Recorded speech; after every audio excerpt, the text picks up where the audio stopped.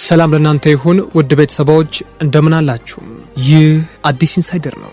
ለሰዓቱ የደረሱና አዳዲስ መረጃዎች አሁን ትሰማላችሁ። በቅድሚያም ርዕሱን አስተዋውቃችሁ ሸማቂው ጦረኛ ብርጋዴር ጀነራል ተፈራ ማሞ ከሞት ማምለጡ ተነገረ። ጦረኛው በሸዋሮቢት በነበረ ውጊያ ከሞት ማምለጡ በስፋት እየተገለጸ ይገኛል። በነበረው ውጊያ ላይ በድሮን ጥቃት እሱን ያማከለ ጥቃት ቢሰነዘርበትም እሱ ግን ከአባሎቹ ጋር እዛ እንዳልነበረና የድሮን ጥቃቱም ሰላማዊ ሰዎችን እንዲሁም ደግሞ የሰዎችን ከብቶችን ብቻ እንደገደለ መረጃዎች ጠቁሟል። እናስደምጣችኋለን። ጠበቆችን እያነጋገርኩ ነው፣ በአቪዬሽን ሕግ ሊከለክሉኝ እንደማይችሉ ተነግሮኛል ሲሉም አቶ ልደቱ አያሌው ተናግረዋል። አቶ ልደቱ ወደ ሀገር እንዳልገባ የከለከለኝ ጠቅላይ ሚኒስትሩ ስለፈራኝ ነው፣ በሽብር ወንጀል እየፈለገኝ እንዳገባ ያለኝ ቢፈራኝ እንጂ ሌላ ምክንያት የለውም ሲሉም ተናግረዋል። የምናስደምጣችሁ ጉዳይ ነው። በሌላ መረጃ ደግሞ ኦሮሞ ህዝብ ጨቁን የነበረውን ስርዓት ለመገርሰስ ከከፈለው ዋጋ በላይ አሁን ያገኘውን ለመጠበቅ ከፍተኛ መስዋዕትነት እየከፈለ ይገኛል ሲሉ የክልሉ ፕሬዚዳንት ሽመልስ አብዲሳ መናገራቸውም ሌላው ከምነግራችሁ ጉዳዮች አንዱ ሲሆን በተያያዘ ታከለ ኡማ የሽመልስ አብዲሳን ቦታ እንዲተካ በብልጽግና አመራሮች በእጩነት መቅረቡም እየተዘገበ ይገኛል። እናስደምጣችኋለን። ወዲህ ደግሞ ጀነራል ተፈራ ማሞ ስለ ፋኖ አጠቃላይ ሁኔታ ተናግረዋል። ድርድር ወይስ ደግሞ ትግል የሚለውንም መልሰዋል። የምናስደምጣችሁ ሲሆን በቤንሻንጉል ጉሙዝ ደግሞ ከ200 በላይ ጤና ኬላዎች በጸጥታ ችግር ምክንያት ወድሟል መባሉንም የምትሰሙ ይሆናል። ውድ የቻናላችን ተከታታዮች ቻናላችንን ላይክ፣ ሼር፣ ሰብስክራይብ ያድርጉ። ለአዲስ ኢንሳይደር አዲስ የሆናችሁ ደግሞ ሰብስክራይብ እያደረጋችሁ ቤተሰብ ይሁኑም። ወደ ቀዳሚ መረጃ ማለፍን ብርጋዴር ጀነራል ተፈራ ማሞ ከሞት አመለጠም። ጀነራሉ በሸዋሮቢት በነበረው ውጊያ እያዋጋ እንደነበር የመከላከያ ኃይል ከፍተኛ ጥቃት ይሰነዘረ እንደነበር ምንጮች ገልጸዋል።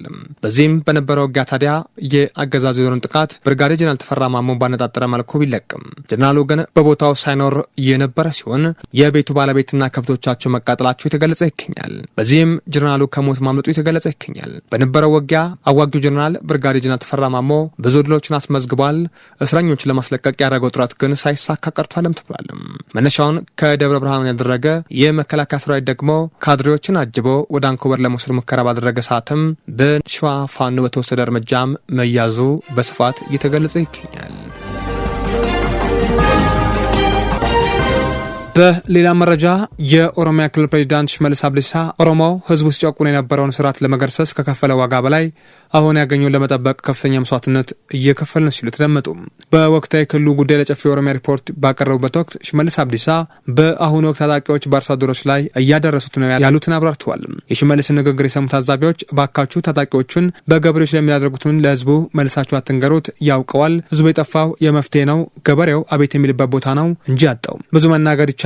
በተለይ በምዕራብ ሸዋ ውስጥ በታጣቂዎች ታስረው ያስፈራራቸዋል፣ እንዳሻቸውም ከአርሶ አደሩ ገቢ የሰበሰቡ ነው፣ አንዳንድ አመራሮችም ካልደረሰኝ ከገበሬው ይሰበስባሉ ሲሉ ተናግረዋል። እነ ሽመልስ ከቀበሌና ወረዳ አመራሮች የሚያደርሳቸው ሪፖርት እንጂ ታች ያለውን ህዝብ ስቃይ ከንግግር ባለፈ ያውቁትም የሚሉ አንድ አስተያየት ሰጪ በበኩላቸው ለግል ጥቅማቸው ሲሉ ያልደረሰኝ ገቢ የሚሰበስቡትን ስርዓት ማስያዝ ያስፈልጋል ብለዋል። መፍትሄው የገቢ አሰባሰብ ስርዓቱ ዲጂታል በማድረግ ይህን ወንጀል በሚፈጽሙ አካላት ላይ ህጋዊና ትምህርታዊ እርምጃ መውሰድ ነው ብለዋል። ሽመልስ በንግግራቸው እንዲህ ይላሉ። እንዲህ ያለውን ገቢ የሚሰበስብ ሁሉ የኦሮሞ ህዝብ ጠላት ነው። የመንግስት ግብርን ገቢ ተገን አድርገን ህዝብ መዝረፍ ከስነ ምግባር የጎደለው ተግባር ነው ሲሉም በጨፌው ስብሰባ ላይ ተናግረዋል። አክለውም እየገነባ ነው ያለው ስርዓት የማህበረሰብ ጥቅም ያማከለ ስርዓት ነው ሲሉም ተደምጧል። በሌላ በኩል ደግሞ ወደ ሀገሬ እንዳልገባ ተከልክያለሁ ያሉት አቶ ልደቱ አያሌው በሌላ አየር መንገድ አማካኝነት ወደ ኢትዮጵያ እንደሚገቡ ገለጹም። በአሜሪካ የነበሩት ፖለቲከኛው አቶ ልደቱ አያሌውም ወደ ሀገሬ እንዳልገባ ተከልክያለሁ ሲሉ ወደ ኢትዮጵያ መጓዝ እንዳልቻሉ መናገራቸው ይታወሳል። ነገር ግን ይህ በኢትዮጵያ አየር መንገድ ያደርጉት የነበረውን ጉዞ በኢትዮጵያ ኤምባሲ በኩል እገዳ እንደጣለባቸው የተገለጸላቸው የጉዞ እግድ ቢኖርም በሌላ ሀገር የአየር መንገድ አማካኝነት ወደ ኢትዮጵያ እንደሚጓዙ ለቢቢሲ ገልጿል። ወደ ኢትዮጵያ ለመጓዝ ለየካቲት 3 2017 ዓ.ም የአውሮፕላን ትኬት ቆርጠው በአትላንታ አየር ማረፊያ ቢገኙም መሳፈር እንዳልቻሉ ማስታውቋል። ትኬቱ የተረጋገጠ ነው፣ ፓስፖርትም ለሚቀጥሉት 11 ወራት የሚያገለግል ነው ሲሉም ለቢቢሲ የተናገሩት አቶ ልደቱ ነገር ግን አየር ማረፊያ ሲደርሱ በአሜሪካ የኢትዮጵያ ኤምባሲን አነጋግረው ልዩ ፍቃድ ካላገኙ መጓዝ እንደማይችሉ የተናገራቸውም ገልጿል። አክለውም ከስራ አስኪያጅ የአየር መንገድ የሰጣቸው ምላሽ እገዳ ስለጣለብህ እኛ ምንም ማድረግ አንችልም የሚል እንደሆነ ጠቁሞም አሜሪካ ለሚገኘው የኢትዮጵያ ኤምባሲ አመልክተ በእነሱ በኩል እገዳው ካልተነሳለህ መብረር አንችልም መባላቸውን አስታውቀውም ነበር።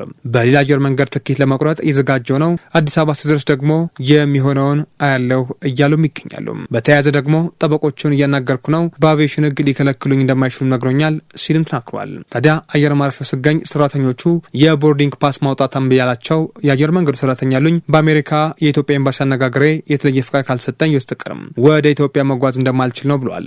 ለአንድ የበይነመረብ ሚዲያ የተናገሩት አቶ ልደቱ ዋሽንግተን ወደሚገኘው ኤምባሲ ስልክ ቢደውሉም ጥሪ የሚያነሳ ማሽን እንጂ የኤምባሲ ሰራተኞችን ማነጋገር እንዳልቻሉም ጠቅሷል።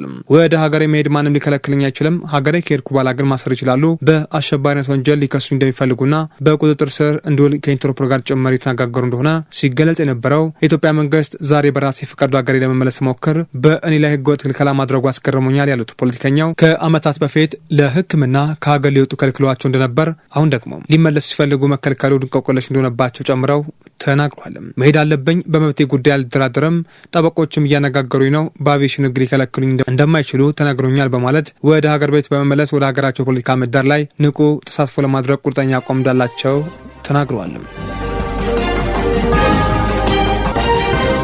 በተያያዘ መረጃ ደግሞ ጠቅላይ ሚኒስትር ዶክተር አብይ አህመድና ካቢናቸው የኢትዮጵያ ምድር ባቡር ኮርፖሬሽን ዋና ስራ አስፈጻሚ የሆኑትን ታከለ ኡማን በሽመልስ አብዲሳ ቦታ ለመተካት እንዳሰቡ ተገልጿል። ታከለ ኡማን በሽመልስ አብዲሳ ቦታ የኦሮሚያ ክልል ፕሬዚዳንት አድርገው መተካት ያሰቡት ጠቅላይ ሚኒስትሩና የብልጽግና አመራሮችም ይህንን ለማድረግ ቸኩሏልም ተብሏል።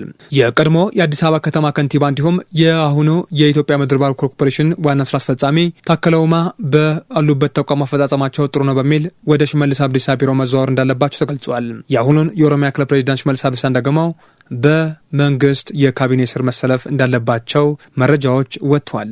ታከለ ኡማ ባሉበት ቦታ ላይ አሁን ላይ የመሄዳቸው ነገር ግልጽ ነው የሚሉት እኚህ ሰዎችም ባሉበት ቦታ ምንም ትርፍ ሳያተርፉ እንኳን አትርፏል እያሉ መረጃዎች ይሰሩ ይገኛሉ ተብሏል። ያሉበትን ቦታ ደግሞ ምንም ያልቻሉ ስለሆነ እሳቸው መሆን ያለባቸው የኦሮሚያ ክልል ፕሬዚዳንት ነው በሚል በብልጽግና አመራሮች እጩ ሆነዋል። በሌላ መረጃ የጀነራል ተፈራ ማሞ ስለ ፋኖ አጠቃላይ ሁኔታ የተናገሩትን የምናስደምጣችሁ ይሆናል። የፋኖ እንቅስቃሴ አሁን በዋነኝነት የተሻለ ስልጠናና የተሻለ ዝግጅት ተደጋጋሚ ልምድ ያስፈልጋል ይላሉ ጀነራሉ። ፋኖ ከውጊያው ጎን ለጎን አሁን በዋናነት ወታደራዊ ስልጠናና ዲሲፕሊን እየተማረ ያሉበት ሁኔታ ነው ያለው ብለዋል። ምክንያቱም አብዛኛው ወጣት ከሲቪል ህይወቱ በአንድ ጊዜ በደግ እያለ ወደ ጫካ የገባና ቀጥታ ከጠላት ጋር ፊት ለፊት ጉሩምቦ ለጉሩምቦ ሲጠናነቅ የነበረ በመሆኑም ለዘላቂ ውጤትና ለገባበት ዓላማ ግቡን ለመምታት ተከታታይ ስልጠና እየተሰጠ ነው ያሉት ጀነራሉ ከስልጠናና ዝግጅት ጎን ለጎን ወደ አንድ ህዝብ በመሰባሰብ አቅማችን ማሳደግ ማጎልበት ይገባል ብለዋል። ጀነራሉ ማሞ በሁሉም ቦታ ያለው የፋኖ ቁመና በተመሳሳይ ስራ ያለ መሆኑን እንዲሁም ሁሉም የወታደራዊ ንድፈ ሀሳብ ስልጠና እየወሰደ ሲሆን ራሱን እያጠናከረ ያለው ጀነራሉም ከዚህ ጎን ለጎን ጠላት በገባበት ቀጠና ሁሉ እየመከተና እየደመሰሰ አስፈላጊ ሆኖ ሲገኝ ቦታዎችን እየተቆጣጠረ ይገኛልም ብለዋል። ታዲያ ከሰሞኑ የእስክንድር ነጋን ድርድር አስመልክተው መረጃ ያነሱት እኙ ጀነራል እስክንድር ነጋ ያሰበውን ሀሳብ አላቅም በወሬ እንደናንተን የሰማሁት ያሉ ሲሆንም እስክንድር ሙሉ ሸዋን ይመራል ማለት አይደለም፣ ያለበት ቦታ እንዳለ ቢሆንም መደራደር ሰላምን እኛም አማራጫችን ቢሆንም በጀመሪያ ትጥቅ ስንጀምር የጠየቅናቸውን ጥያቄዎች ሊመለሱ የሚችሉበት ሁኔታዎች ካሉ ብቻ ነው የምንጀምረው ብለዋል። ካልሆነ ግን ንግግሮቹን ማድረግ አያስፈልግም።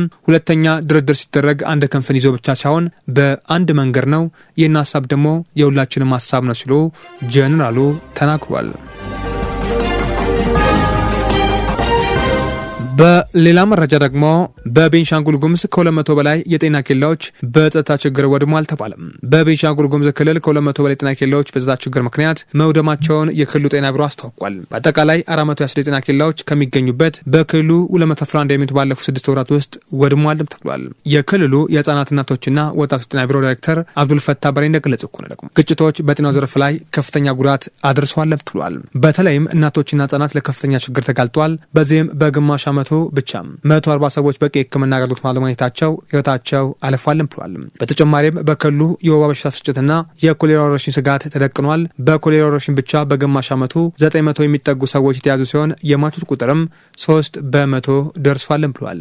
ይህ ዜና በቤንሻንጉል ጉሙዝ ክልል ያለውን የጸጥታ ሁኔታና በጤናው ዘርፍ ላይ ያሳደረ ያለውን ተጽዕኖ ያሳያል ያሉት ሲሆን ግጭቶች የጤና አገልግሎት አቅርቦትን በማስተጓጎልና በሕዝብ ጤና ላይ ከፍተኛ ጉዳት እያስከተሉ ስለመሆናቸውም ተዘግቧል።